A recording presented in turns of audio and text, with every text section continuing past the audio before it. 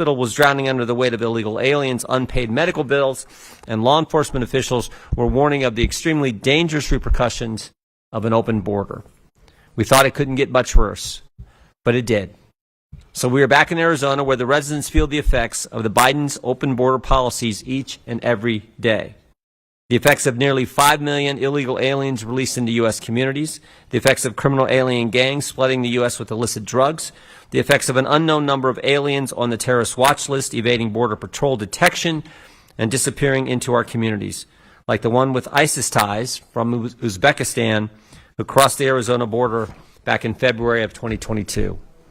The Department of Homeland Security's own published numbers show that the Tucson Border Patrol sector leads the nation in the southwest border encounters with at least 366,000 of the more than 1.3 million illegal alien encounters so far this fiscal year. Illegal immigration is such a problem here that last year, the Department of Homeland Security closed the Lukeville port of entry for more than a month during the holiday season when legitimate travel across the border is at its peak, so that CBC officers could help process the huge number of illegal aliens entering the country. The rampant illegal immigration welcomed by the Biden administration devastated this area's holiday economy, but you don't have to believe me that the border is in chaos. You can believe the Chief Border Patrol agent for the Tucson sector. According to Chief John Modlin, on April 30th, the Border Patrol and Tucson law enforcement interdicted over a load of more than 57 pounds of methamphetamine and more than 88 pounds of fentanyl. On April 24th, Chief posted on social media that agents had arrested an illegal border crosser who had an extensive criminal history, including convictions for the facilitation of homicide and aggravated assault with a weapon. On April 18th, agents arrested an illegal border crosser who also turned out to be convicted of a vicious assault. On the 14th of April, Tucson agents apprehended a group of illegal alien border crossers dressed in camouflage in a remote part of the sector. On the 8th of April, agents seized 158,000 in fentanyl pills. March 26, agents apprehended an illegal alien border crosser who was a gang member with a felony conviction for assault with a deadly weapon in California. On the 25th of March, they apprehended a group of 15 illegal alien border crossers dressed in camouflage. On the 20th, agents apprehended an illegal alien border crosser for viciously assaulting a child. And those are just a few of the examples from the last couple of months that the Border Patrol knows about and tells the public. Imagine what is happening that Border Patrol doesn't know, or that this administration won't let agents tell us. Of course, do you know who else knows what is going on the border? The residents of the great state of Arizona know. And a few of them are here today to share how President Biden's open border policies negatively affected their communities and their lives. We will hear from a rancher who sees illegal aliens in camouflage on his land every day. We will hear from a mom whose family has been forever altered because President Biden refuses to prevent the Chinese government from teaming up with Mexican cartels to flood our country with fentanyl. We will hear from a Border Patrol chief who knows firsthand the disaster that President Biden's policies created on the southwest border and the negative effects that the open border has on agents' morale. And we will hear from a former sheriff's deputy about the dangerous condition President Biden's open border creates in communities all across Arizona. They all have different stories to tell, but they all agree that the border has never been as much of a dangerous disaster as it is today. It went from the most secure border in recent history to the most unsecure border in recent history in just a matter of days. And ultimately, only Joe Biden is responsible for that. Before going to our witnesses and recognizing them and swearing them in, I want to give a chance to our host, Congressman Cisco Manni, who, as I said, has become a good friend of this committee, a good friend of all of us, and is doing a great job in the United States Congress trying to address these issues and others. I want to give him a chance to make some introductory remarks. Congressman Cisco Manni, you're recognized. Thank you, Chairman. Thank you so much for the opportunity to be here, and thank you for choosing our community to come and add more attention to this pressing issue. I want to thank all my colleagues as well in the committee for making the trip down here. For people here that know, these members have different districts from around the country, and they leave home to be here and see what's really happening at the border. And to the witnesses, of course, thank you so much. And the audience as well for making the time. This is an important issue. We've always known that. We have recognized that. And of course, our host town, the town of Sahuarita, with Mayor Murphy, a good friend and someone that has been steadfast on this issue and supportive as well. It does take all of us to highlight the importance of the issue, and that's what we've been doing and working together. The testimonies you'll hear today will highlight something that we know quite well here in southern Arizona, and that's that the border is broken. That's not just a saying. It's not a random line. We've seen that, and the evidence is there. It's not an opinion. It's a fact, and we can see that with the numbers. And it's having a devastating impact here on a daily basis. The border crisis and any crisis here are not anything new that we haven't seen in this region. But what we're experiencing now, it's something that we have never seen before. The numbers, the amount, the consequences of it, the tragic results of what fentanyl has done to our community is something that we never even imagined. From public safety to trade and commerce as well, to other industries like agriculture, no aspect of life in Arizona is untouched by this border crisis. It's a reality that my constituents live every day, that you all live every day. Our local communities feel abandoned by the federal government and this White House and this administration are paying the price for their inaction, both literally and figuratively. Local hospitals pay out of pocket for medical care for the flow of migration that we're seeing, and counties foot the bill for bus tickets to transport individuals to different areas. And then, of course, we have families here like Ms. Fagan Alexander's and also the Dunns that I just met today that have lost loved ones to accidental fentanyl poisoning, and ranchers who live on the border like Mr. Chilton, that we've talked about this several times, are afraid to leave their houses due to cartel activity coming through their property. Families like Mr. Chilton's have been here for generations, and what they're seeing now, they've never seen before. And to our witnesses and those watching at home, I want you to know that the colleagues here that I'm joined with today are listening and they're paying attention. From all across the country that they're represented here, they care about this. I know because I work with them every single week, and I've become a friend of this committee. In fact, this committee, the Judiciary Committee, it helped pass the bill that I introduced not too long ago, and it passed out of the House, I may say with bipartisan support, with over 56 Democrats voting for this as well and every single Republican. H.R. 5885, the Agent Raul Gonzalez Officer Safety Act. But if it wasn't for this committee and the leadership in this committee, then that bill would have never made it through. But they were able to speed it up, and we were able to vote on it. If you don't know, this committee, this bill deals with high-speed chases and tackling that issue that has become just a constant threat in our communities of cartels recruiting young people from Tucson and from Phoenix to come and drive at high-speed chases and drive migrants up north, endangering not only their lives and the lives of the migrants, but also the lives of innocent bystanders. This is a humanitarian crisis as much as it is a national security crisis as well. Humanitarian for those being trafficked, those women and children being trafficked, and also for our own citizens and communities here that are being abused and are being introduced to this deadly, deadly drug of fentanyl that in many cases the poisoning happens by accident. So I want to thank once again my colleagues for being here and for helping us pass that bill.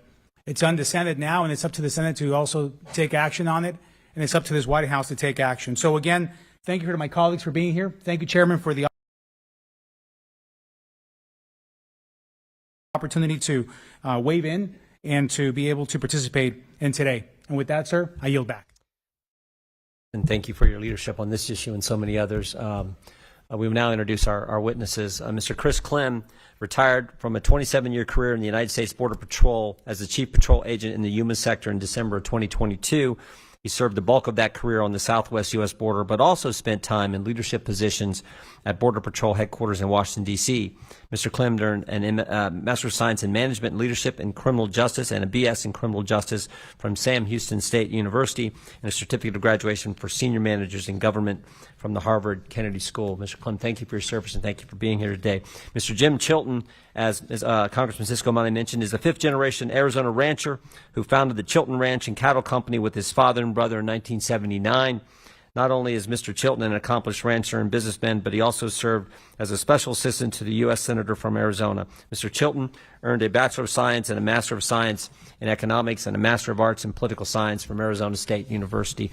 Again, Mr. Chilton, thank you for your service and for being here. Mr. Jacob Karchner recently retired as a detective from the Cochise County Sheriff's Department after a 20-year career. During that time, Detective Karchner served on the department's ranch patrol, and was a founding member of the Sahuarita unit, which worked closely with landowners to strategically place cameras on borderlands to catch human and drug smugglers as well as other criminals crossing the border. Mr. Karcher is also a rancher whose family has owned land in Cochise County since 1891. Thank you as well. And Mrs. Jill Fagan Alexander is a wife and mother of 9 children. She's an accomplished writer, publisher, and speaker who went back to school while she was in her 40s to become a labor and delivery nurse. Based on her family's experience, Ms. Fagan Alexander is now on a mission to promote awareness of the fentanyl crisis and how Arizona kids and families can protect themselves from being fentanyl victims. We thank you for being here and sharing your important story and for all your work. We welcome our witnesses, thank them for appearing today. We will begin by swearing you in. Would you please rise, and raise your right hand? Do you swear or affirm under penalty of perjury that the testimony you are about to give is true and correct to the best of your knowledge, information, and belief, so help you God? Let the record reflect that all witnesses have answered in the affirmative. You can be seated. Thank you so much. Please know that your written testimony will be entered into the record in its entirety. Accordingly, we ask that you summarize your testimony in 5 minutes, but we'll be fine. We'll give you a little extra if you need a little extra. That's up to you. And we're going to just go right down the list just like we introduced you, and we'll finish with Ms. Fagan Alexander. But let's start with Mr. Clem. You're recognized for 5 minutes. Good morning, Chairman, members of the committee. My name is Chris Clem. I am a retired Chief Patrol Agent of the U.S. Border Patrol. I began my career in 1995, about 150 miles east of here in Lordsburg, New Mexico, as a GS-5 Border Patrol trainee, and retired nearly 17 months ago, about 250 miles west of here, as a Senior Executive Service Chief Patrol Agent in Yuma, Arizona. Therefore, my responses to your questions will be based on my recollection of my experiences over the last now 28-plus years. I spent most of my career along the southwest border, and I spent a few years in Washington, D.C. and New Orleans, Louisiana. I was a career government employee who served under 5 presidential administrations, starting under Clinton and ending under Biden. I was not a political appointee. I promoted through the ranks through competitive process and commanded 4 Border Patrol stations across New Mexico, Texas, and Arizona. I served as the Deputy Chief Patrol Agent in New Orleans sector, El Paso sector, was acting chief in Big Bend, Texas for nearly 6 months before being promoted to Chief Patrol Agent of the Yuma, Arizona sector for 2 years until my retirement. I spent time as an agent in remote locations as well as urban environments. And I can tell you, if you've been to one station, you have been to one station. If you've been to one sector, you have been to one sector. Each location is different with its own set of unique circumstances, from terrain to infrastructure to communities and to threats. However, the one thing that is consistent across the spectrum, without border security, our agents, our community, the migrants, and our country are vulnerable. While immigration and border security are closely related, they are not mutually exclusive. However, without proper border security in the form of physical security, Border Patrol agents, strong policies, and consequences, the integrity of the immigration system is compromised, and the founding principles surrounding the rule of law suffer. My statement testimony today will be focused on border security, to which I would be considered a subject matter expert. Immigration, as mentioned, is related, but can only be effective and efficient when the border is secured. It is also my testimony that each administration that I served under made efforts to secure our border based on the requirements of Border Patrol agents, except the Biden administration. Under President Clinton, a hiring push for more agents began. I was one of them. Under President Bush and the result of the tragedy of September 11, 2001, infrastructure plans and one of the first national Border Patrol strategies were implemented. Even under President Obama, there were hundreds of miles of border wall constructed, especially early in his terms. We also know that Build a Wall was a fixture of candidate Trump campaign, but became a reality under President Trump. Let me be clear. President Trump implemented requirements which were a culmination of decades of experience from Border Patrol agents. The wall was much more than a wall. It was a system to include wall, technology, access road, and even strong policies to close loopholes. I will state that the system in place in 2020 was one of the best we could have asked for as a country, even with party politics and funding making things difficult. This ended and came to a screeching halt under President Biden. At the end of fiscal year 2020, Yuma sector had just over 8,800 arrests. That number leaped to over 114,000 in fiscal year 2021 and over 312,000 in fiscal year 22. This committee and Congress have access to all the available data, and the staunch difference between the previous administration and the current is gut-wrenching and jaw-dropping. I understand that every threat to our great nation will come directly across the border, but why would we be willing to risk it? We know there are countless gaps and vulnerabilities created along the border, specifically the southern border. We are on the heels of 2 recent testimonies from FBI Director Wray that indicate the threats are real. With hotspots around the world that have happened under President Biden's administration, there are more than enough reasons to secure our border and put back in place the plan as intended to include infrastructure, technology, and policies. We need the wall installed and completed where it makes sense. We need technology installed as intended, and we need to increase the number of Border Patrol agents and border security personnel as requested by senior field leaders. Lastly, I want to thank you for holding a field hearing. I've been advocating for more field hearings so we, the people, can meet you and feel represented. While it's difficult to pull off, it's essential for Americans to be truly represented. I understand many will claim this is a political stunt, and I would counter by stating talking about the hearing and not acting on behalf of the community so greatly impacted by this border crisis is the political stunt. I'm grateful for your willingness to come to the border again to hear from those that have lived it and are living it today. My full and complete statement has been submitted. I look forward to your questions. Thank you, Mr. Clem, and I disagree with you. It is anything but a political stunt. There's a reason we have Mr. Crane, Mr. Biggs, Mr. Siscomani from your great state here, and others from around the country. We have the chairman of the Immigration Subcommittee from California, Mr. McClintock, here. Wish we had some Democrats that would actually show up because it's not a stunt. It's about dealing with a real problem and doing everything we can to highlight how serious it is. So thank you for your testimony. Mr. Chilton, you're recognized for 5 minutes. Thank you, Mr. Chairman and Honorable Congressman. My name is Jim Chilton. I'm a 5th-generation Arizona rancher from the small town of Arivaca, southwest of Tucson. The ranch includes private properties, state school trust lands, and federal grazing permits. My ancestors drove cattle from Texas to Arizona in 139 years ago. This, do I see a map here? Oh, right. This map of our 50,000, the southern end of our ranch is the international boundary for about 5.5 miles. The black lines are our ranch boundaries. The blue lines is the international border with Mexico, and the red line is the Ruby Road. Wall construction was stopped on our ranch by President Biden on January 20, 2021, with a half a mile left to go on our ranch, and there were additional gaps all along the wall. For about 10 years, I have collected film from hidden motion-activated cameras of drug packers, previously deported persons, criminals, and other persons not seeking asylum and crossing north through our ranch. Of approximately 100 trails on our ranch, only 5 have cameras. I have images now of over 3,050 people coming through the ranch, marching north. Are any of these 3,050 terrorists? This is a national security issue. Simultaneously,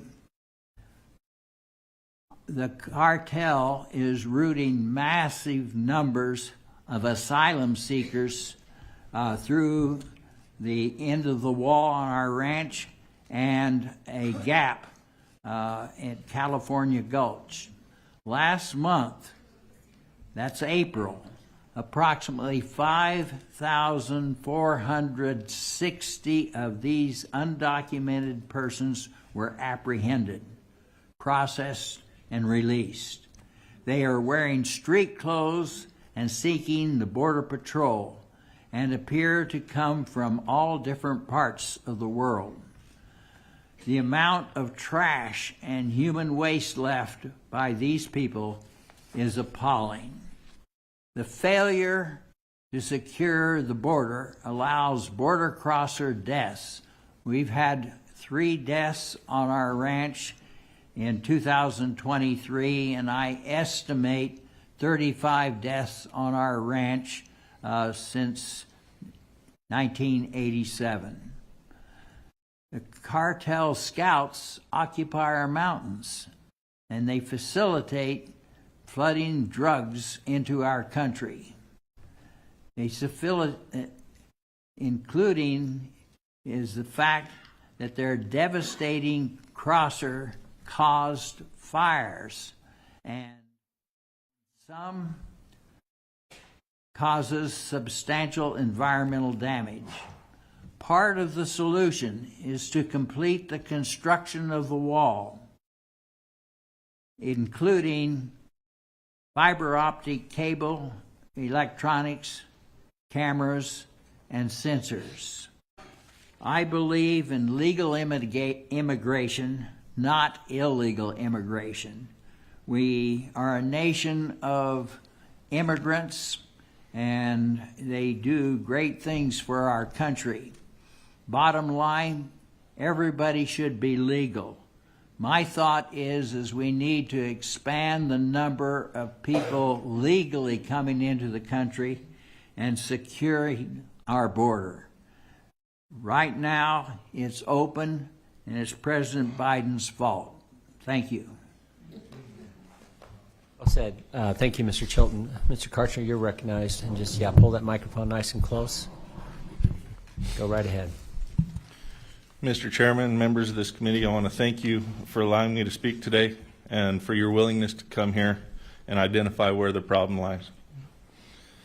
I'm a fifth-generation resident of Cochise County with both sides of my family ranching and raising families here for over 100 years. I'm a rancher within the border region and recently retired law enforcement.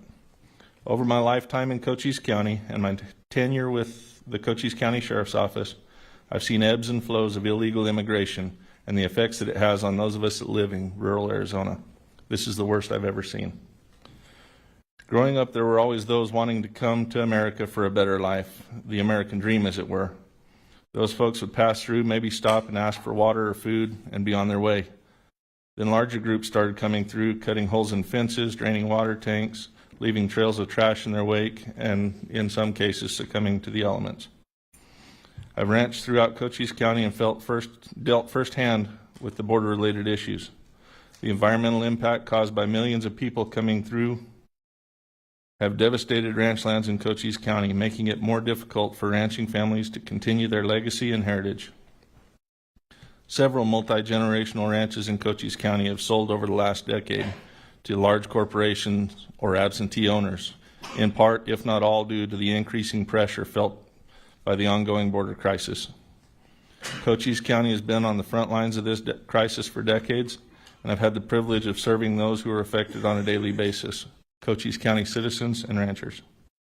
During the last 10 years of my career, I was part of the Ranch Patrol and Saber team, which consisted of a handful of guys dedicated to identifying the threats from international smuggling organizations and doing everything we could to stop them. Saber stands for the Southern Arizona Border Region Enforcement Team, and it's a collaborative effort with other law enforcement partners. Live feed game cameras set up in the rural areas between the ports of entry to detect illegal activity. Prior to 2020, the border issues in Cochise County were what we referred to as controlled chaos, in that law enforcement agencies working together were able to respond and address issues as they were detected.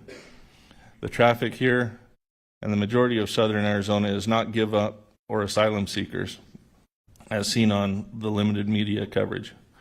What comes across the Arizona desert are generally males 18 to 40 wearing camouflage from head to toe, including wearing carpet over their shoes so to make it harder to detect and track them.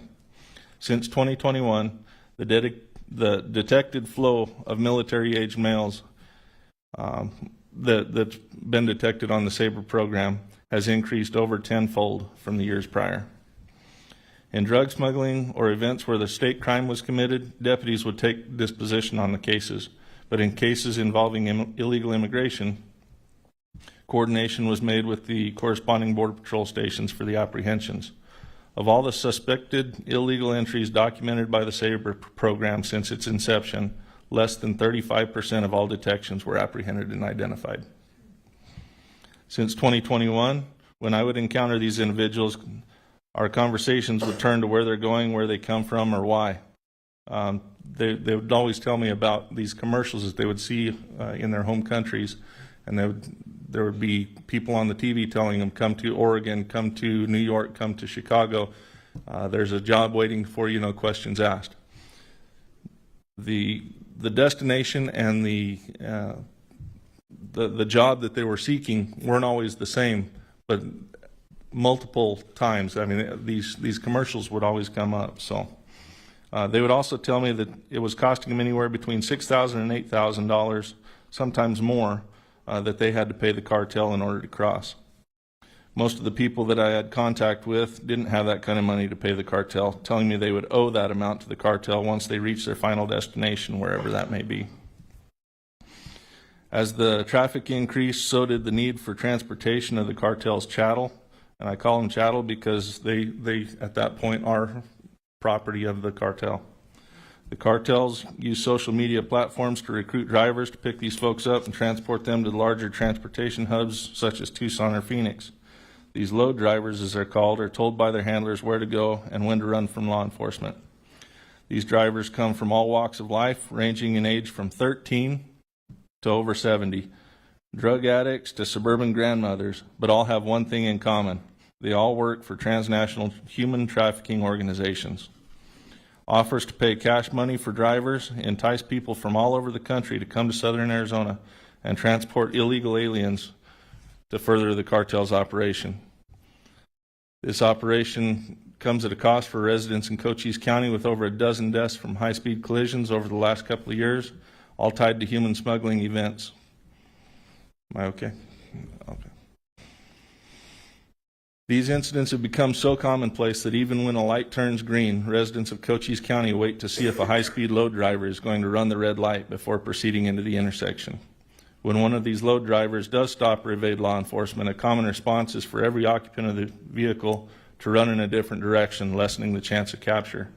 This puts not only criminals already fleeing from law enforcement onto our ranches and into our neighborhoods, but also unknown aliens who are literally in a foreign country who will do anything to avoid capture and have to try and find a way to survive. Again, thank you for being here and allowing me to speak, but as of today, we as a country have no control nor knowledge of who or what is coming across our border. Our southern border is being controlled by the cartels, and we need to find a way to regain that control. Be happy to answer any questions. Thank you, Mr. Karcher. And it again underscores why Mr. Ciscomani's legislation on the high-speed chases is so important. Ms. Fagan-Alexander, you're recognized for 5 minutes. Chairman Jordan, other members of Congress, thank you Hold so that real much. close there. Thank We you. want to hear you. Chairman Jordan and other members of Congress, thank you for coming to Arizona to hear one perspective of how the open border is impacting families in Arizona.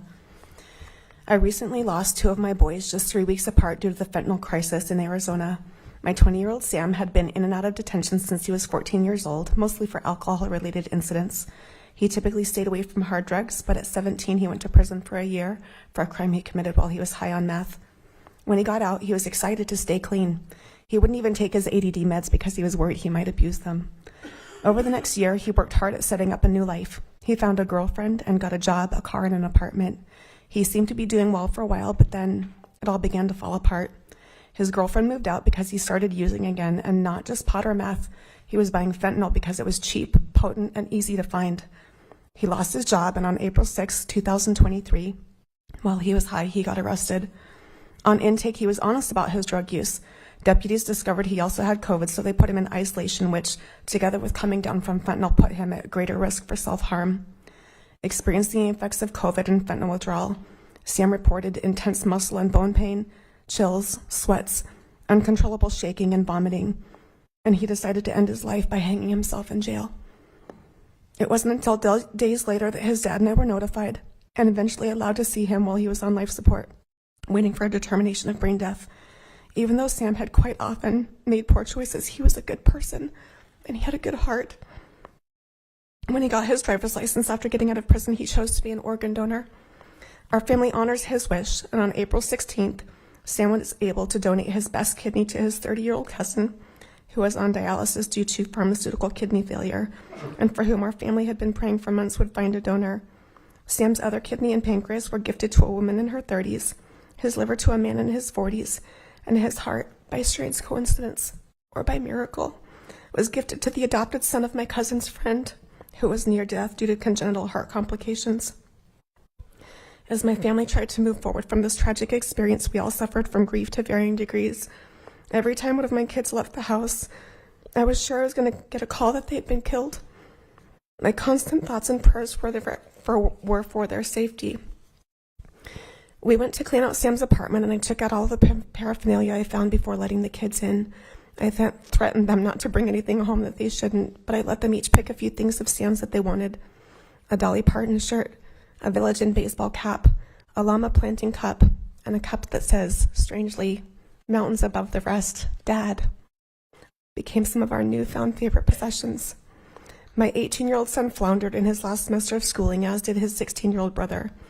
Gabe, my 13-year-old, ended up getting suspended for forgetfully bringing one of Sam's pocket knives to school in his jacket. I couldn't believe it, but I also couldn't blame him. My 11-year-old daughter became my constant shadow, unwilling to be too far away from me for any amount of time. None of us could think straight. We were all wrapped in a fog of loss and sadness. During the week that Gabe was suspended at home, he decided a change was in order for his schooling. He picked out some online classes and was excited. As only a 13-year-old can, he confidently told us of his plans to finish high school in just 1 year and to take over the world. On Wednesday, May 3rd, just 2.5 weeks after Sam's honor walk and organ donation, Gabe was found unresponsive with no pulse or respirations, and he was blue in the face. Gabe had never shown signs of drug use. I have no knowledge that he was a regular user of any substance. We found out later that he had a pill found at Sam's house, and we surmised that he took it that day. I think he thought it would be fun to see what it was like to get high on oxy. When he said he wasn't feeling well and threw up, I think he realized he was in danger, and he was reaching out for help. I think after he showered and said he was going to take a nap, he thought he was out of the woods. I think he thought he was going to wake up that day, but he never woke up again. Valiant attempts were made by his dad, sheriff's officers, first responders, and medical staff to save him, but that night we were given the news that Gabe had also suffered a anoxic brain injury due to respiratory failure caused by fentanyl poisoning. Through another nightmarish week in the ICU, we decided to give the gift of life again through organ donation. I cannot describe the grief and pain we personally experienced, nor the shock of the organ donor network coordinators as we met again and made arrangements for Gabe's gifts. Another honor walk was done, and on May 9th, 2023, 1 year ago yesterday, Gabe was able to impact 7 lives and families by gifting his kidneys to 2 men in their 70s, his liver to a 15-year-old boy, and 2 of his heart valves and his cornea to others. I never set out to be an influencer, a politician, or a firebrand for change, but the things I learned after my boys were, in essence, murdered by fentanyl dealers, both shocked and angered me into action. Gabe's pill was not unique. The DEA states that 7 out of 10 pills they've seized and tested have more than a lethal dose of fentanyl. The pill that Gabe took that ended his life had more than 5 times the lethal dose of fentanyl. Everyone knows the statistics on fentanyl deaths, but no one believes it will happen to them, just like I didn't. Did my boys play a part in their own deaths? Absolutely. They made their choices, and our family has to live with them. But this virtual flood of pills, both into and through Arizona, which has dramatically worsened under the current administration, allowed my boys to make choices they may not have without the current open border crisis. Nothing now will stop me from teaching kids that one pill, one time can kill, from educating parents that Narcan at home saves lives, and from trying to close the border while stiffening penalties for those producing, importing, and selling fentanyl in our country, knowing that every pill that comes into Arizona in this border crisis is likely a death sentence for another child like mine or yours.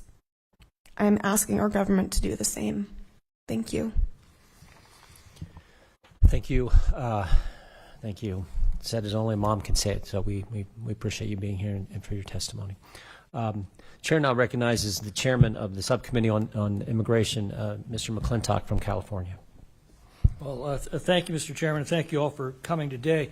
Mr. Clem, during a visit with Border Patrol agents last year in Yuma, I reminded them Congress has no power to enforce the law. Our role is to write the laws, and I asked them what laws they needed us to write to be able to better do their jobs. And they answered unanimously, we don't need new laws, we need to enforce the laws we already have. Obviously, we can and we have written laws to make it easier for future presidents to secure the border, as Donald Trump did, make it harder for them to open the border, as Biden has done. But is this still mainly a question of enforcement? Yes, sir, I would agree with that. The laws in the books that have been written over the last decades allow us to do our job. It is the policy and the direction coming out of the executive branch that directs how we're going to do things. 8 U.S.C. 1325 clearly says if you cross the border outside of a port of entry, it is against the law, regardless of your intent. And so, yeah, I don't believe we need new laws. I think we just need new leadership and direction to encourage us to continue to enforce the laws. Now, as I recall, on Inauguration Day, our borders were pretty much secure. The Remain in Mexico policy of the Trump administration had slowed phony asylum claims to a trickle. The border wall was nearing completion. We were actually enforcing court-ordered deportations, returning illegals to their own communities, where word got out very quickly it's not worth paying the cartels thousands of dollars because you're just going to end up back here. The laws didn't change on Inauguration Day. The presidency did. And on that first day, Joe Biden rescinded the executive orders that Trump had issued to enforce our laws. What differences did you see on the ground between the days before the inauguration and the days we're seeing today? I can tell you that in October of 2020, Yuma sector averaged where I was going to be 25 arrests a day. It went up in November to 34 a day, up to about 54 a day in December, 119 in January, and by May of 2021, it went up to over 500 a day. And as I mentioned in my opening statement, we went from 8,800 arrests in 2020 in Yuma to 114,000 in 21 to 312,000 in 22. So that is a direct result of the executive orders that pretty much undermined and undid everything that we had worked towards over a culmination of several years. And on the ground, as a law enforcement officer, what change did you have in the orders you received from on high when the administration changed? It wasn't so much of any direct orders to stop doing or do anything. It was just the fact that the floodgates had been opened. When you are dealing with 1,000 arrests a day and you only have a couple hundred Border Patrol agents working in a 24-hour cycle, it quickly adds up and it ties our hands. Our agents were pretty much relegated to transportation and processing and getting people processed and out as quickly as possible. That was really much the kind of the direction we were heading. Current law requires that asylum claims be detained until their claims resolved. The Trump administration implemented the Remain in Mexico policy and a Safe Third Countries policy that allowed claimants to remain free in those countries while their claims were being heard.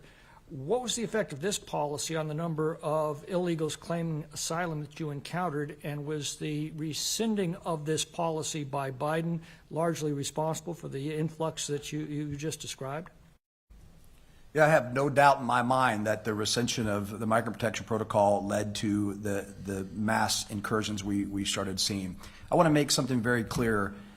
Majority, and I would say an overwhelming majority, I don't recall people in my custody actually seeking asylum. It was through the removal process, while we were processing them, did they claim fear, which offers them an asylum hearing. And they're all trained to do right, that. they're trained. These are all folks that are not seeking asylum. They are using it as a defense.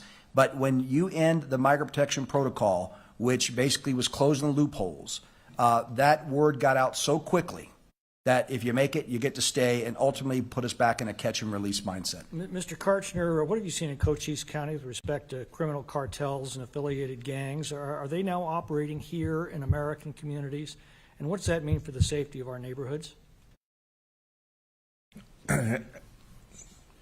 As far as the criminal cartels, as in my statement, the criminal cartel or the Mexican cartels control the border, and they control that from both sides of the line. Have they now permeated into our country?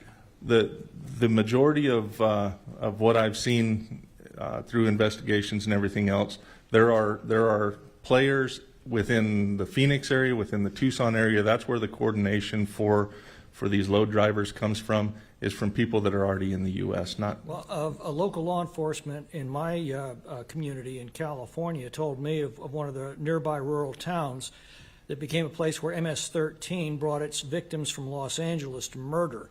And they're absolutely gruesome stories of faces being carved off, of fingers severed digit by digit. Can we expect this sort of violence to proliferate here as MS-13 and other violent gangs establish stronger footholds in our communities?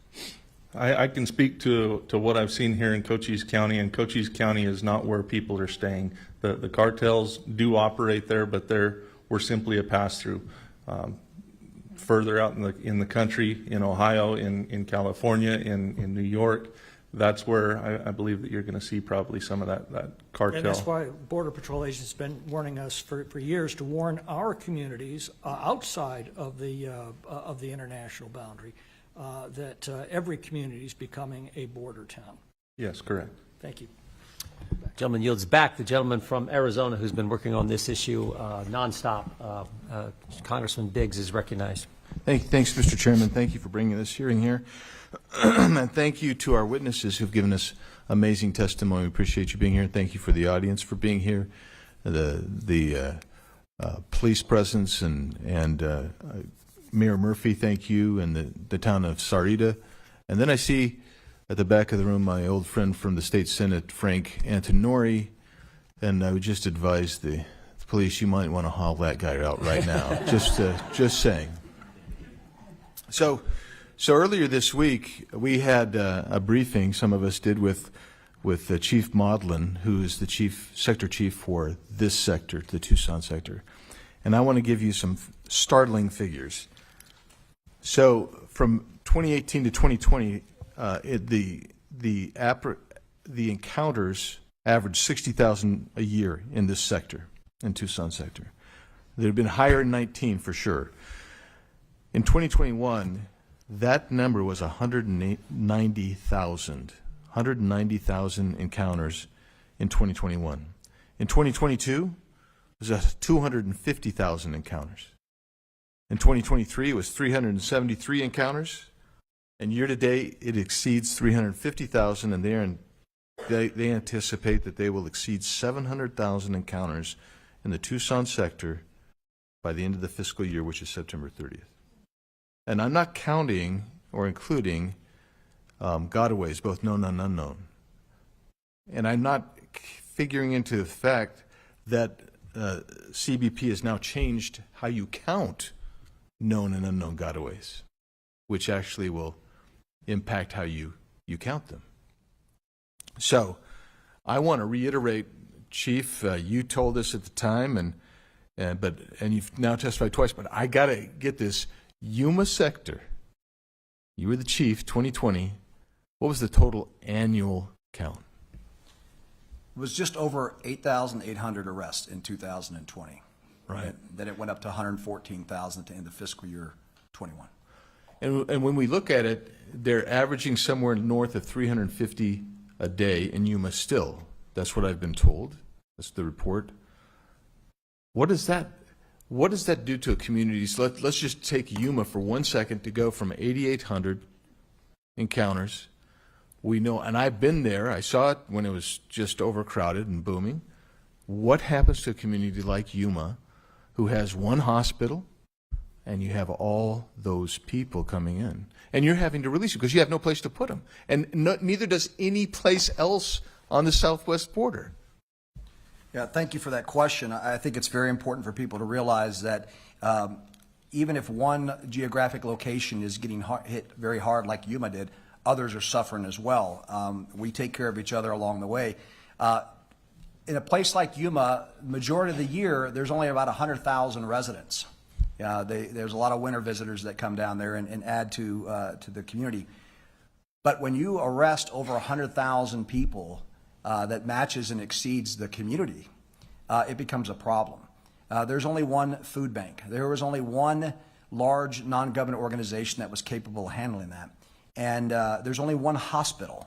And so it took an entire community to rally around the Border Patrol. And thank goodness they did, because we were already overwhelmed, sitting on average of 5,000 to 6,000 people a day that we would have to release. The NGO would take them and help us so we weren't releasing them to the street, because there's no bus station. There's one airport that people can fly to Phoenix out of, but it was very difficult. So thank goodness the NGO stepped up, but so did the entire community.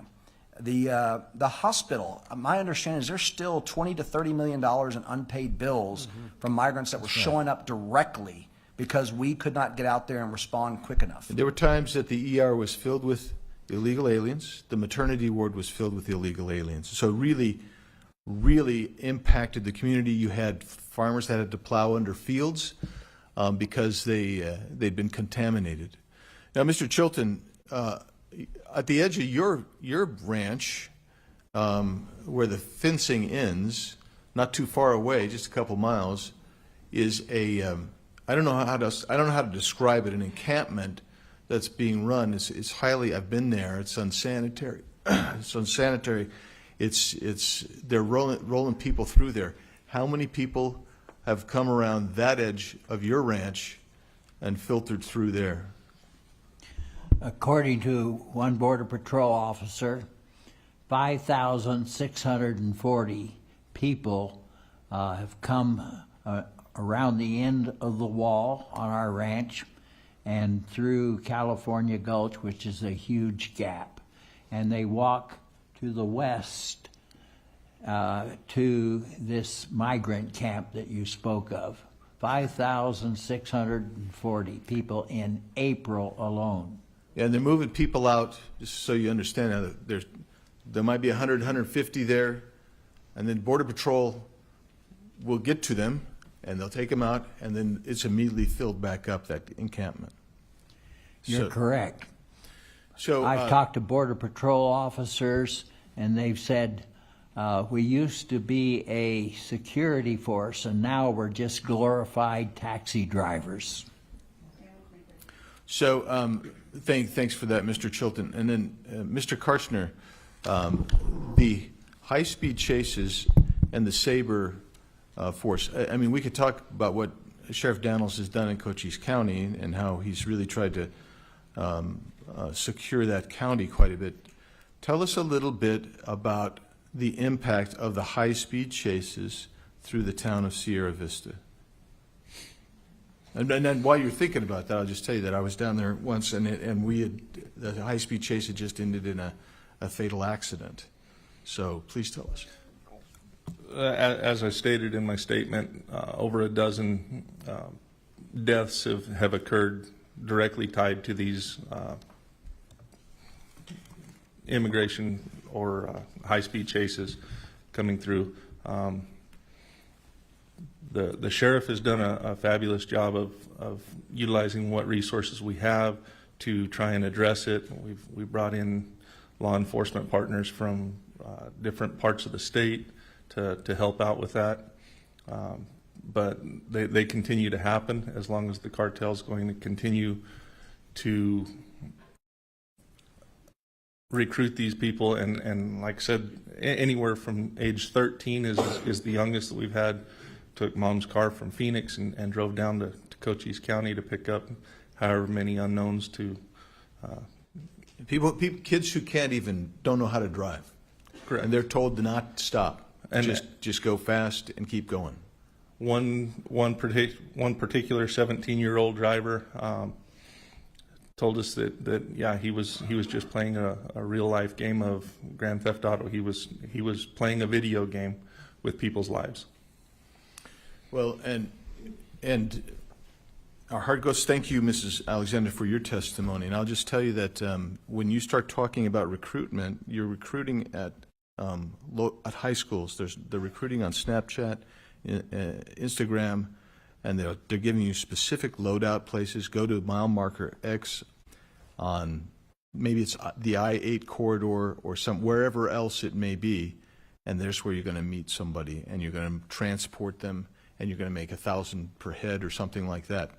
And to a young person, it's going to be incredibly enticing to get involved in that.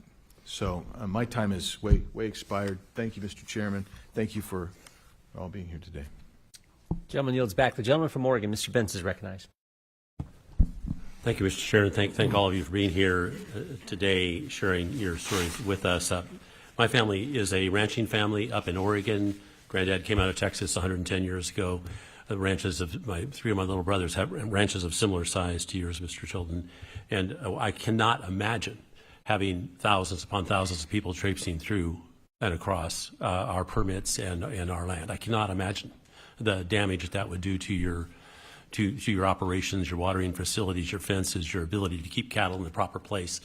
I was looking at the fences that Mr. Biggs called out on your map, and I truly cannot imagine. I will tell you that the Bureau of Land Management and the Forest Service up in Oregon, where I'm from, are very, very intent upon making sure that that we don't go off trails, that we don't damage the land in any I assume they must be down clattering around your ranch to make sure that your property is protected from all these people traipsing across it. Is that correct? The BLM is making a huge play, I'm sure, to try to keep all these folks from coming across your land. Is that correct? The Forest Service, where I have 3 permits, does a remarkably good job of trying. However, it's impossible. The 3,050 people I have images of coming across do great damage, and the 5,640 people at the end of the ranch going towards that migrant camp just leave tons of trash. Sometimes our cows eat the trash or plastic and die. I'm being facetious. The point is that we have these federal agencies that should be focusing exactly on your problem because it's so broad in scope, and it's really sad to see. I want to, Ms. Fagan, first of all, thank you so much for having the courage to be here today and sharing the almost impossible situation with us. We are now awash in fentanyl. We are literally awash in this stuff. And so the value of what you're doing to try to warn people of this incredible danger is unbelievable. Are you talking to young people and others? How are you trying to, because the odds of us going around and scooping this up, the odds of us finally convincing the Biden administration to do something about the border are remote. But your ability to try to go in and try to at least warn kids, so how's that going? I had the opportunity on September 11th of 2023 to go and speak to my son's school, so his classmates and peers, as well as their parents.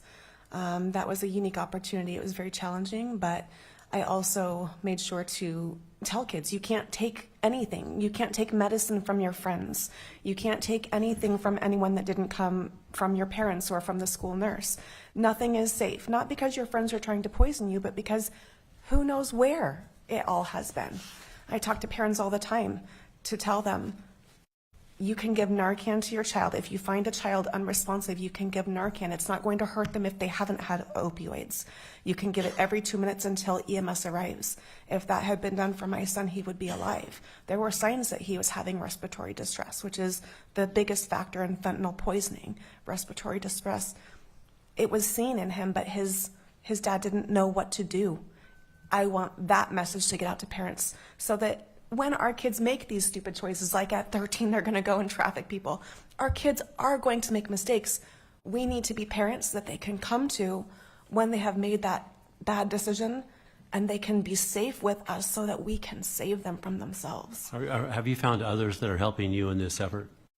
Absolutely. I've coordinated with other, mostly family-driven organizations that are trying to get the message out about fentanyl and about all of the impacts that these are having on our children. I would look for more opportunities to do that. I would do anything I could to save one family from experiencing what we have. Well, I really, really appreciate your being here, and thank you for your efforts. With that, Mr. Chair, I yield back. Gentleman yields back. Thank you. The gentleman from Wisconsin, Mr. Fitzgerald, is recognized for 5 minutes. Thank you, Chairman. Thanks for bringing the committee to Arizona, and thanks to Congressman Ciscomani for hosting us. Appreciate it. I want to thank Mrs. Alexander for coming and telling her story. It's obviously heart-wrenching. And unfortunately, like Congressman Bent said, we all have stories now from our congressional districts of families that have suffered the same tragedy that you've gone through, which means, you know, even though we're here today taking testimony in Arizona, this is something that has affected everyone throughout the entire country at this point. So along with that, Congressman Biggs and I were able to make a quick trip down to the border and meet with the Border Patrol this morning. And one of the most alarming things, I think, was the confirmation that we got from them that they've had contacts now with Chinese nationals. Maybe not in the same numbers that you see in some of the other sectors, but in fact, it's really happening. And you know, any of us that have any contact with the Foreign Affairs Committee, or if you have been on some of these visits internationally, this is a threat that's way beyond what any of us could have imagined even a year ago. But I want to go back to Mr. Clem, if I could. One of the things I've worked on, and I think because this has an effect kind of, again, nationally, is in a priority has been that we still haven't permanently designated fentanyl as a Schedule I substance, which is just amazing to me. And, you know, it's not because we haven't tried. We've authored bills, I've authored bills to try and underscore the seriousness of this. And unfortunately, we still have an administration right now that is more worried about legalizing marijuana than making fentanyl a Schedule I. Can you talk a little bit about, do you think that would have an effect on law enforcement and how they approach the issues and the problems that we have related to fentanyl and how it's coming across the border right now? I think anytime you take a serious approach on something that is causing such devastation like fentanyl poisoning across this country, and you prioritize it and you make it something like a Schedule I, at least mitigate the threat that it poses. I think they got the priorities mixed up as far as working on legalizing one while they're not criminalizing one at the highest level. I think that we need to make that a Schedule I, and we need to hold sourceable for that, because look, unfortunately, I hate using this as an example, but if a plane crashed every day and 300 people died, they would make a big deal about that. That's the number of people that are dying every day, according to statistics, to fentanyl poisoning. We need to prioritize that. We need to shut it down where it's coming from. We need to help the Border Patrol agents and the officers at the ports to help shut it down. So one other thing I'd just like you to comment on, if you could, because this is really happening right now. Some of my Democrat colleagues are suggesting that the majority of fentanyl is coming through the U.S. in the ports of entry. Can you I mean, to me, it makes no sense, and I think to most people, but it's a narrative that's being driven right now in D.C. Well, there's some truth to that statement, because I can tell you that I believe it was in 2022, at least in the state of Arizona, about 52% of the fentanyl seized was at the ports of entry, what meant the 48% was outside the port. But that's what's being seized. We don't know where the majority of it is coming through. Mr. Karchner, I just wanted to, because of your years serving as a deputy, sheriff's deputy, you understand and you know the communities in and around the county. And what I've been experiencing in my district are some of the municipalities have been just overwhelmed with this sudden influx of illegals into their community. I have a city, the city of Whitewater in Wisconsin, who had 200 non-English speaking students show up on the first day for school. And, I've talked to the school board president there, and they're like, we're unequipped, we're ill-equipped to handle this.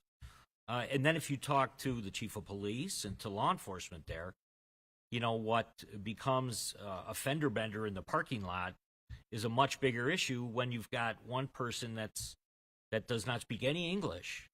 And the amount of resources are being depleted at a much more rapid pace as a result of the level of immigration that's happening in our communities. Can you just comment on that? And is that something you saw in the communities that you worked in and around? I think I'd stated it before. Cochise County, Southern Arizona, we take the brunt of it, kind of liken it to the front door. When you walk into a house, you don't stand in the front door, you walk through the front door, the floor gets dirty. We end up with some of those problems, but the destination is not here. The destination is where you're at, where throughout the country. We would do tours for sheriffs that wanted to learn where, okay, this is where the fentanyls come from, this is where the drugs are coming from, this is where the illegal immigration starts. So they would come down, and the sheriff, our sheriff there in Cochise County, has a program called Borders to Backyards. And so these sheriffs would come down and they would see what's going on. And I had a sheriff actually from Ohio that rode with me, and we were dealing with these vehicle loads, and we pulled one over. There was 11 people stacked up in the bed of a pickup, and he actually was able to see it. He went back to Ohio. 2 days later, he sends me a picture and had something very similar on the Ohio Turnpike. So it takes that realization of where it's coming from. We're so callous to it. We're so used to seeing this that it makes a bigger impact when you realize, where it's going. My time's up, Mr. Chairman, but thank you all for being here today. Thank you. Thank you. Gentleman yields back. Chair now recognizes the gentleman from Arizona, Mr. Crane, another one of our new great members from this state. Thank you, Mr. Chairman, for allowing me to wave on to this committee. Thank you to my colleague, Mr. Siscomani, for hosting this in his district. Thank you, Mayor, for allowing us to have this here. Thank you, everybody in attendance, and thank you to the panel for showing up today. I'm going to read you guys a quote. I want to see if you guys know where this comes from. We're a nation who says if you want to flee and you're fleeing oppression, you should come. Anybody know who said that? Yep, bingo. And those who come seeking asylum, we should immediately have the capacity to absorb them, keep them safe until they can be heard. Anybody know who said that? Yeah, candidate Biden. First quote was 9/12/19. Second quote was 6/27/19. Anybody that has a brain in their head, ears, eyes, knew exactly what was going to happen as soon as this individual became the president of the United States. They were going to throw that border wide open. Why? A lot of us are asking why, and I think we're going to get into that today. I think because they don't give a damn about you guys. That's what I think. And I've been in enough of these hearings. I'm on the Homeland Security Committee. I'm not going to mince words anymore. I've talked to enough families that have lost their loved ones to fentanyl, MS-13 gang members, individuals on the terror watch list. We've talked to hospital administrators talking to us about how overrun their facilities are. I've seen enough of the data, enough of the evidence. Do you guys think that President Biden and Secretary Mayorkas don't know what's going on? Do you think they haven't heard enough information yet? I said I'm not going to mince words. I think it's treasonous. I absolutely do. All right. I just looked up. Yeah. And I know that some people say, oh, that doesn't reach the legal definition of treasonous. Treasonous involving or guilty of the crime of betraying one's country. Do you guys feel betrayed? I know I do. I know I do, and I know a lot of you guys do too. I'm going to read you guys something from the Constitution of the United States. This is Article 4, Section 4. The United States shall guarantee to every state in this union a republic form of government and shall protect each of them against invasion. Do you guys think that President Biden and Secretary Mayorkas swore an oath to protect and defend the Constitution of the United States? No. Yep, they did. Are they doing that for you guys? How about, what do you think, Mr. Clem? Are they doing that? I don't think they're doing it to the best of their ability, that's for sure. Best of their ability. Mr. Clem, why do you think they developed an app to make it easier to get people into this country? All the things that this administration has done in regards to the border are like giving somebody a bucket to bail water out of your sinking boat as opposed to fixing the leak. And that's what that app does, is to facilitate people in and in their minds get them out of Border Patrol's custody quicker. It has nothing to do with securing the border.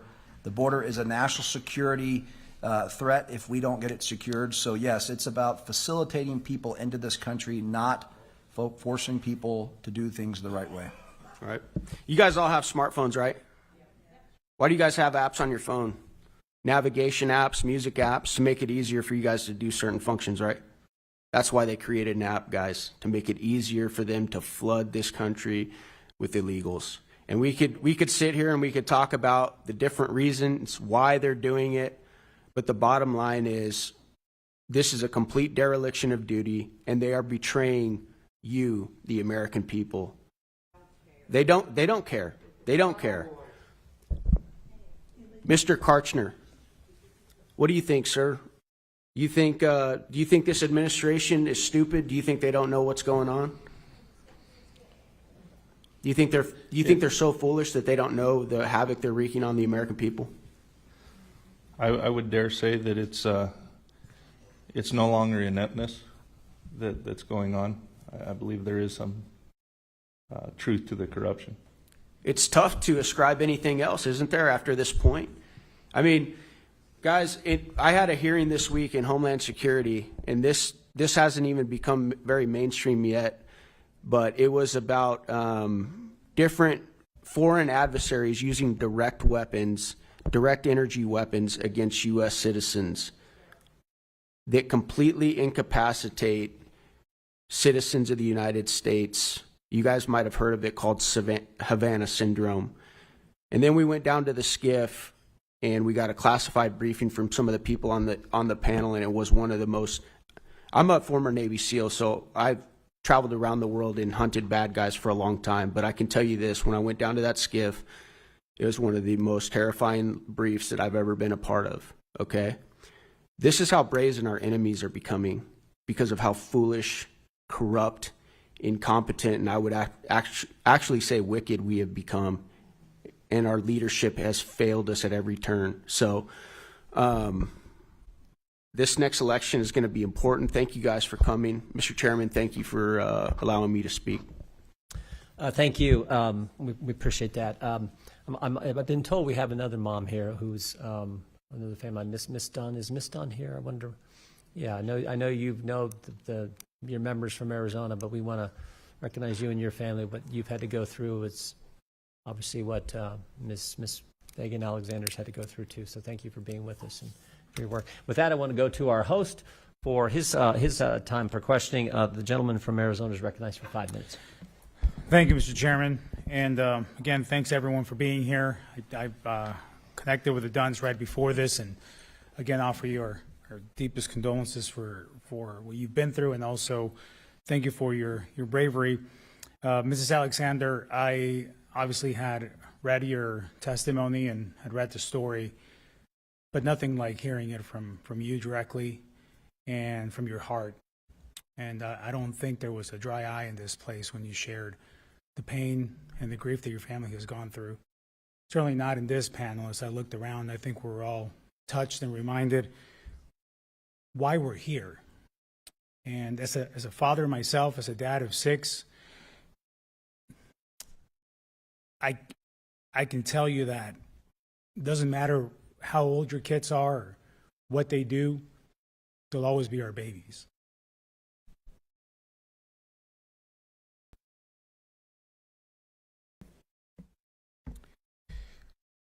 And the pain that you and your family have gone through for the failures of this administration is beyond what words can describe, especially on the eve of Mother's Day. I can't thank you enough for your bravery and your advocacy of being here. Thank you. Thank you. Can't imagine the pain you felt when those calls were received. We can look back and look at so many things that everything could be different and we should be doing different. So I want to just ask you a broad question here.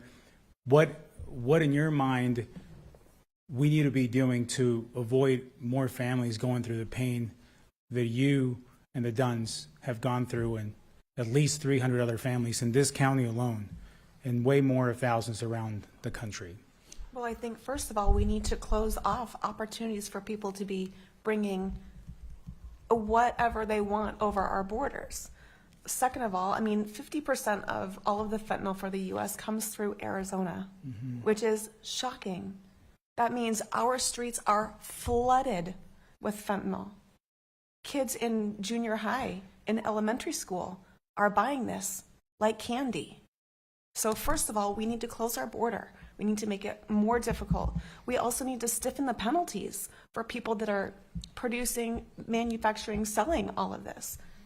It's crazy to me when you consider the fact that 70% of the pills have a lethal dose of fentanyl in them.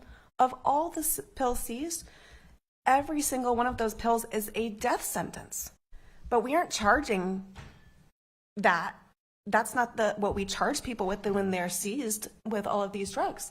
We charge them with possession. We charge them with production or manufacture. We charge them with intent to sell. We don't charge them with murder. But that's what this is. Thank you for that. I think that message is loud and clear. When you look at simple economics of supply and demand, you can see there the price and the cost of making these terrible pills. On that front here, Mr. Clem, you know, one thing that we touched on is the gotaways, right? These are the people that cameras detected, but they were never encountered or at any point with our local law enforcement or federal law enforcement. So as you look at those images walking through, they don't look like people that are just here for the reasons that a lot of immigrants are here for. It was mentioned that we're a country of immigrants. I believe that. I'm an immigrant myself. You all know that. Became a citizen in 2006 and a member of Congress in 2022. No other country in the world would allow you to do that. I believe in the American dream. But that abuse that we're seeing in that screen is not a reflection of that. It is not the way that we need to do this. So when you look at these gotaways, how do you account for gotaways? How did you do it when you were in your position among different posts, and how's that compared to today? Are the numbers actually higher than they seem, and how do you calculate that? Because a lot of this that is coming in, besides the ports of entry, is coming in through these gotaway individuals. Yeah, thank you. So a gotaway is somebody that has been detected either through we see it with our own eyes, we've tracked it with our through sign cutting and tracking operations, or we've caught them on video camera, but we never made the arrest. There was no law enforcement resolution. So those are reported every 24 hours into a GEPRA database, and those numbers are officially recorded. The other part that is always concerning is the unknown unknowns, and where I'm going with that is there has got to be a level of percentage of people that we never even get to understand if they crossed or we saw them on camera or anything, because we didn't get out to the border. So if we're reporting 1.8 million, we know that there is a percentage of people that we are just completely unaware of. And so far this year, there's been almost 170 different countries apprehended. In this administration, why somebody would evade arrest by Border Patrol knowing that they're going to be caught and released should scare the heck out of everybody, because the people that are evading Border Patrol are someone or something that is going to do us harm. In fact, I know that the numbers of criminals that have been encountered over the last few years of this administration have doubled, if not quadrupled some of the numbers in the previous administration. So we don't have a clue of who these people are, other than just using statistics to say they're probably not people we want in this country. So as the data reflected, this is the worst that we've ever seen. It's worse than the data shows being the worst that we've ever seen. I think it's a fair assessment. There is a pocket of just, we have no idea. Thank you, sir. And Mr. Chair, I want to be respectful of the time. Mr. Chilton and Mr. Karchner, I see them on a regular basis. I want to thank you both for being here and for your perspective as well. I think Arizona is a state where you can see how many people that have moved here just recently, and also have people that have been here for 5 generations, and everyone is unanimous on the opinion and the fact that this is the worst that we've ever seen. So I will take the opportunity to speak with you all also offline in order to respect the time. Mr. Chair, I want to thank you once again, you and the committee members, for coming in. And I want to tell everyone here today that every member here gave up of their time to be here, having the opportunity of being with their constituents in their states. But they care about this issue. We've been leading this fight from Arizona. We're going to continue to do that. But as you can see here, we're not alone in this fight. We have a lot of fight in us and a lot of fighting still to do to protect our border. We will continue to do our job in doing that. So I want to thank all of you for your involvement, your passion, you giving up your time and being here as well. We're going to continue to work on this, and you can see here the dedication of my colleagues. When I go back to Washington, this is who we're working with to make sure that our border is secure, in spite of this administration not doing what they need to do to make sure that that happens. So thank you all. Thank you so much.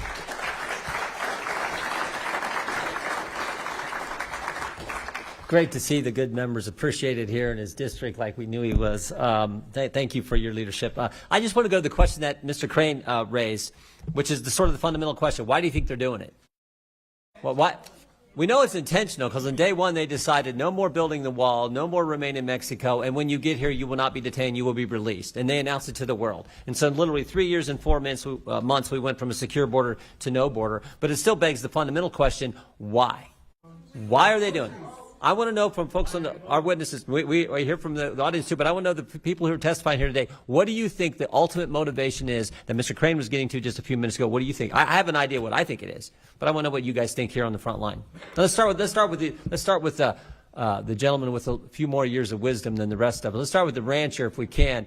You've been here, said your ranch has been in your family like 6,000 years or something, I think you said. So, Mr. Chilton, you go first. Tell me what you think.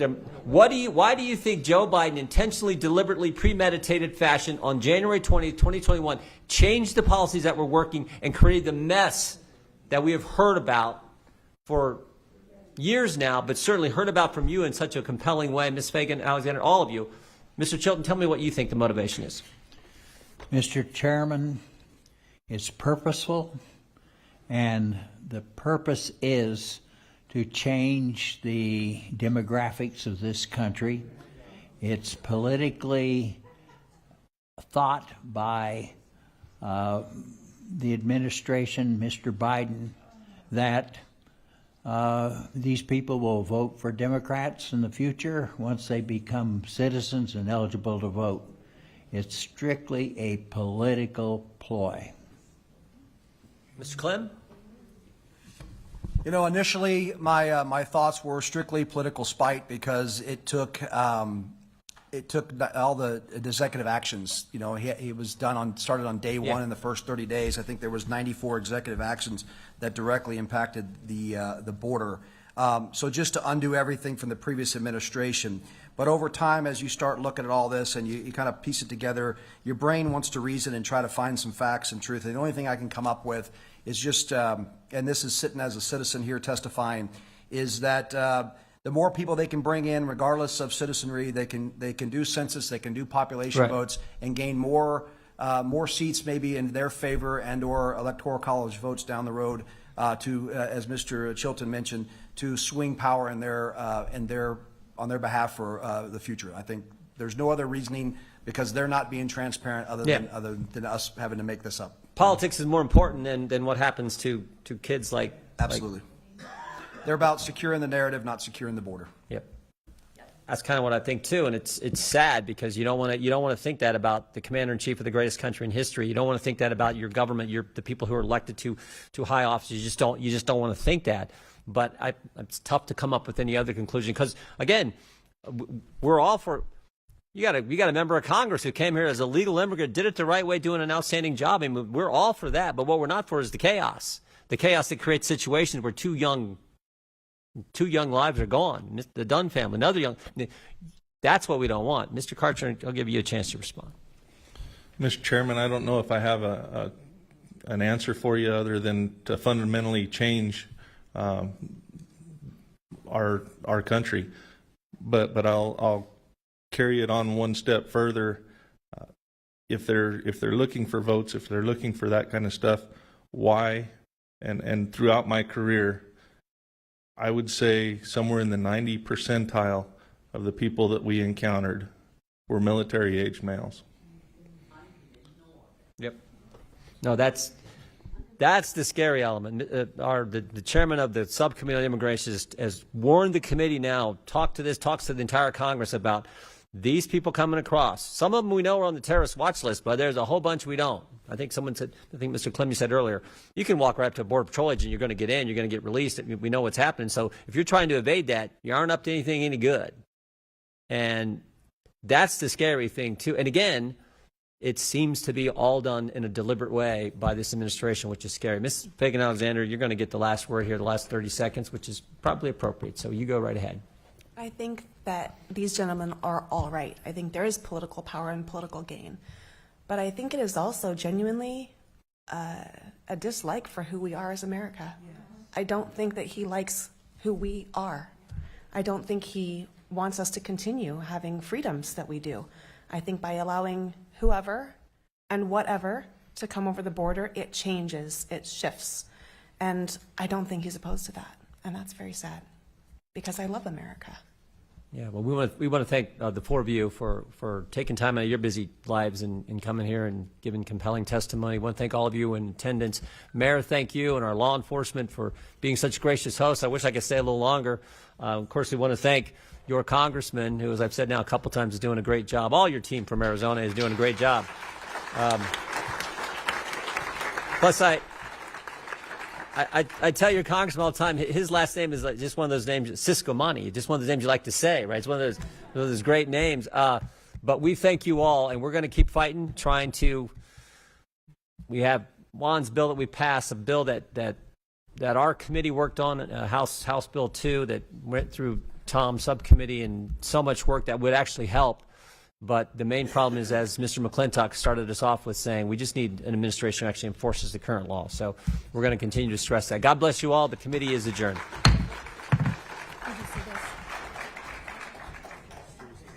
Oh, no.